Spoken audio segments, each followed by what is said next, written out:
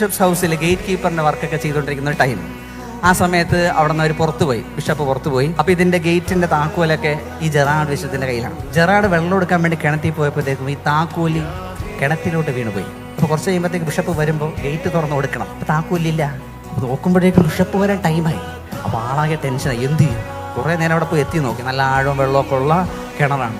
കുറേ നേരം ജെറാഡ് ഇങ്ങോട്ട് നോക്കിയിരുന്നു. ജെറാഡ് അവസാനം എന്ത് ചെയ്തു? ഓടിപ്പോയി ചാപ്പലിലേക്ക് പോയി. നോക്കുമ്പോഴേക്കും മാധവൻ്റെ കയ്യിൽ ഈശോ ഇരിപ്പുണ്ട്. ഉണ്ണീശോട്ട് ഭയങ്കര ക്ലോസാണ്. നേരെ ഉണ്ണീശോനെ അങ്ങോട്ട് പൊക്കിയെടുത്ത് കിണറ്റിൻ്റെ അടുത്തോട്ട് വന്നിട്ട്, അതെ പറയാനൊന്നും സമയമില്ല, എൻ്റെ താക്കോൽ ഇതിൻ്റെ വെള്ളത്തിൽ വീണ്, ഒന്നെടുത്ത് തരണം. ആരോടാ പറയണത്? ഉണ്ണീശോനോട്. ഉണ്ണീശോൻ്റെ കാലിലൊരു കയറ് കെട്ടിയിട്ട് നേരെ കിണറ്റിലോട്ട് അങ്ങോട്ട് ഇട്ട് കൊടുക്കണം.